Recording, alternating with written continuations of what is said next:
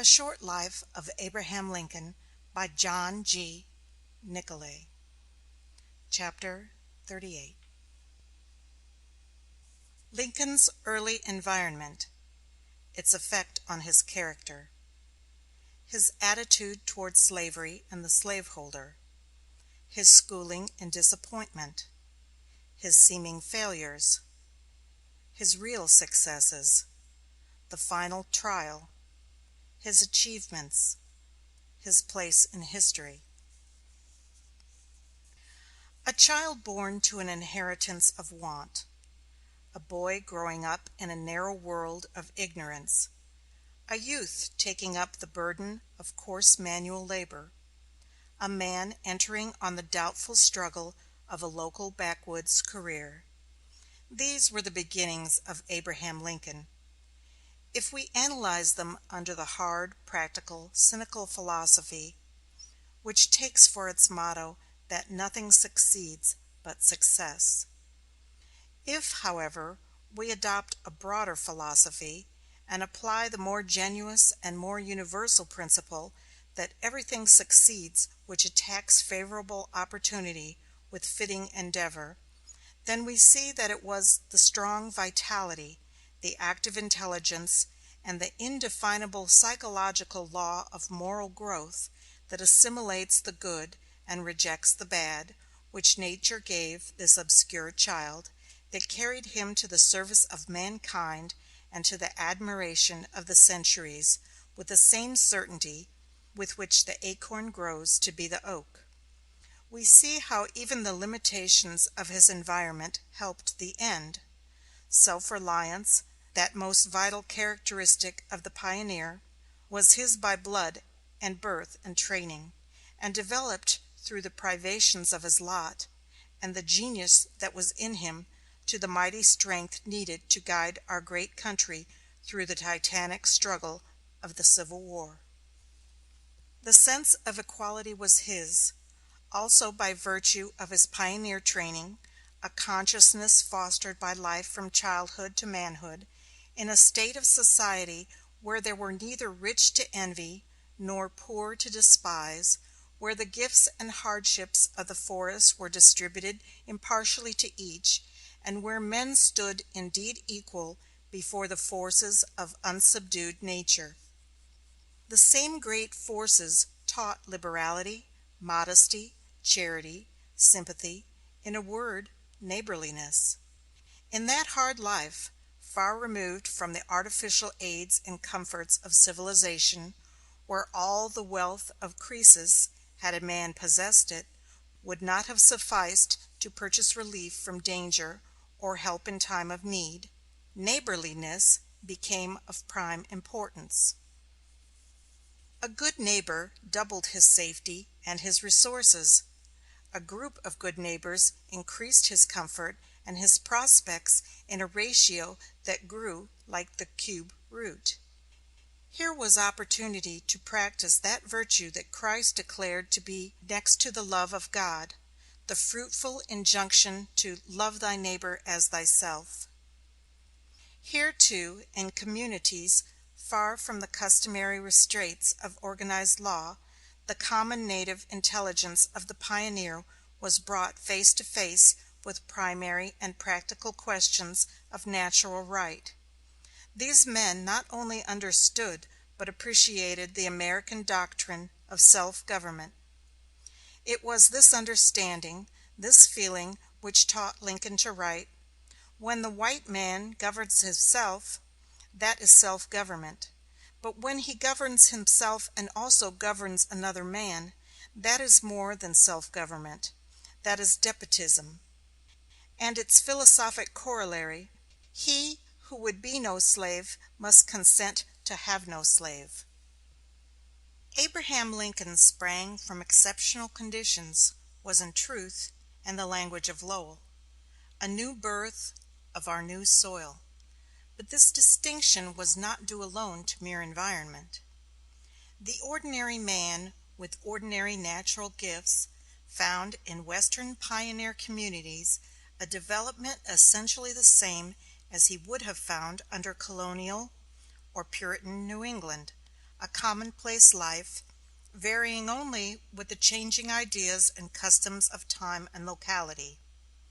But for the man with extraordinary powers of body and mind, for the individual gifted by nature with the genius which Abraham Lincoln possessed, the pioneer condition, with its severe training in self-denial, patience, and industry, was favorable to a development of character that helped, in a preeminent degree, to qualify him for the duties and responsibilities of leadership and government.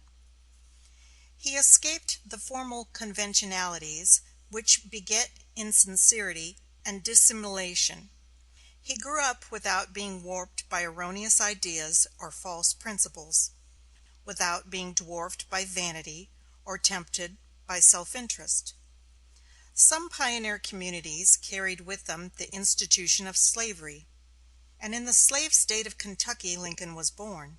He remained there only a short time, and we have every reason to suppose that wherever he might have grown to maturity, his very mental and moral fiber would have spurned the doctrine and practice of human slavery.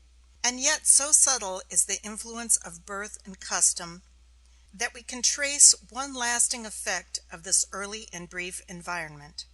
Though he ever hated slavery, he never hated the slaveholder.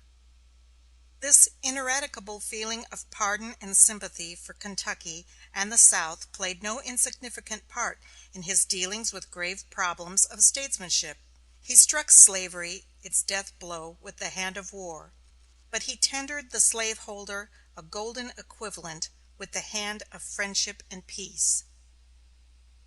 His advancement in the astonishing career which carried him from obscurity to world-wide fame, from postmaster of New Salem village to President of the United States, from captain of a backwoods volunteer company to commander-in-chief of the Army and Navy, was neither sudden nor accidental nor easy. He was both ambitious and successful, but his ambition was moderate and his success was slow. And because his success was slow, his ambition never outgrew either his judgment or his powers. From the day when he left the paternal roof and launched his canoe on the headwaters of the Sangamon River to begin life on his own account, to the day of his first inauguration, there intervened full 30 years of toil, of study, self-denial, patience, often of effort baffled, of hope deferred, sometimes of bitter disappointment. Given the natural gift of great genius, given the condition of favorable environment, it yet required an average lifetime and faithful, unrelaxing effort to transform the raw country stripling into a competent ruler for this great nation. Almost every success was balanced, sometimes overbalanced, by a seeming failure. Reversing the usual promotion, he went into the Black Hawk War a captain, and, through no fault of his own, came out a private. He rode to the hostile frontier on horseback and trudged home on foot. His store winked out. His surveyor's compass and chain, with which he was earning a scanty living, were sold for debt. He was defeated in his first campaign for the legislature, defeated in his first attempt to be nominated for Congress, defeated in his application to be appointed commissioner of the General Land Office, defeated for the Senate in the Illinois legislature of 1854, when he had 45 votes to begin with, by Trumbull, who had only 5 votes to begin with, defeated in the legislature of 1858 by an antiquated apportionment, when his joint debates with Douglas had won him a popular plurality of nearly 4,000 in a Democratic state, defeated in the nomination for Vice President on the Fremont ticket in 1856, when a favorable nod from half a dozen wire workers would have brought him success. Failures? Not so. Every seeming defeat was a slow success. He was the growth of the oak and not of Jonah's gourd.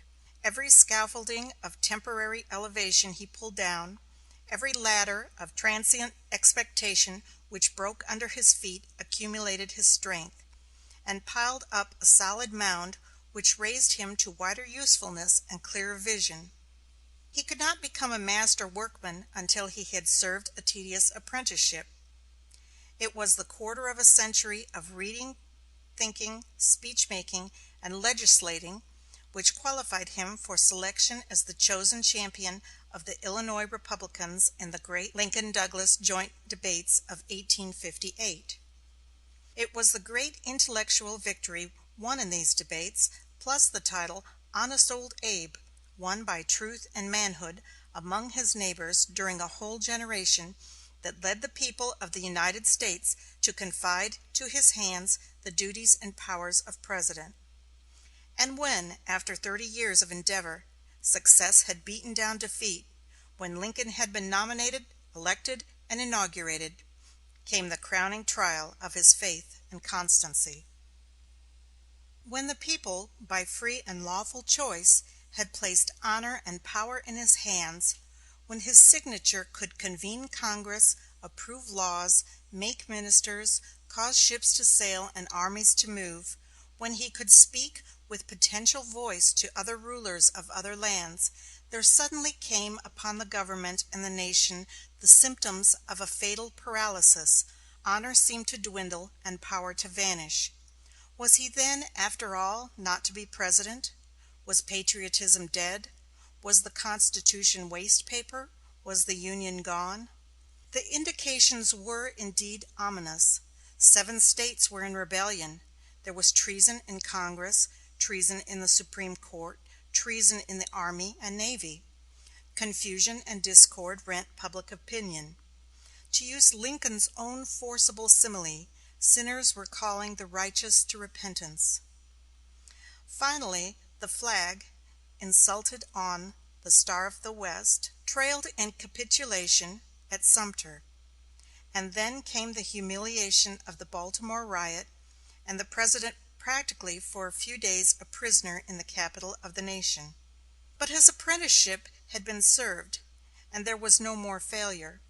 With faith and justice and generosity, he conducted for 4 long years a civil war whose frontiers stretched from the Potomac to the Rio Grande, whose soldiers numbered 1,000,000 men on each side, in which, counting skirmishes and battles small and great, was fought an average of 2 engagements every day, and during which every 24 hours saw an expenditure of 2 millions of money.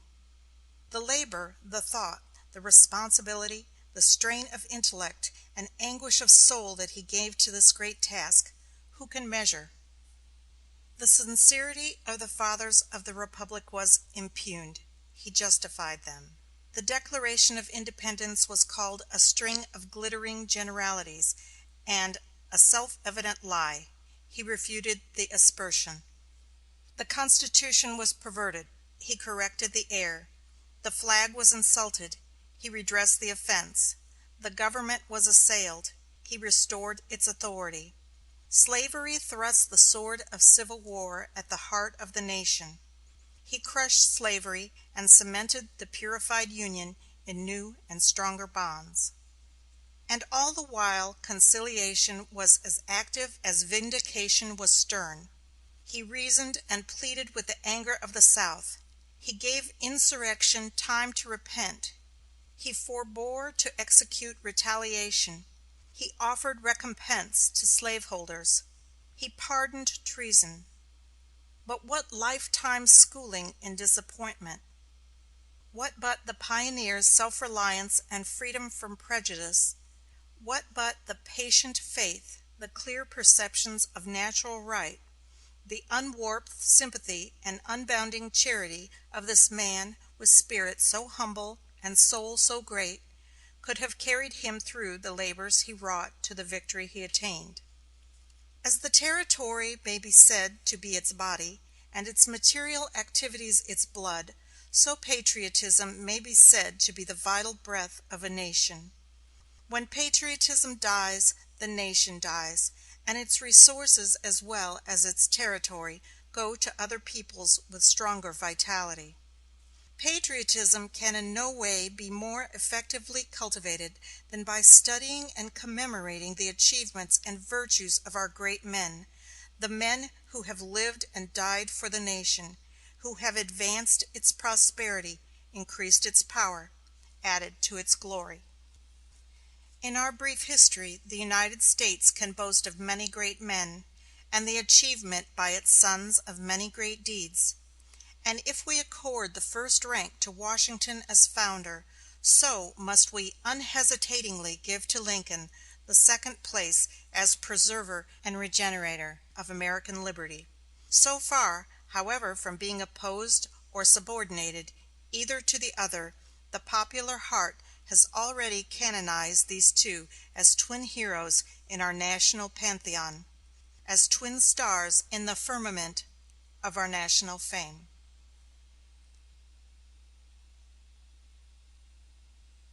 End of chapter 38.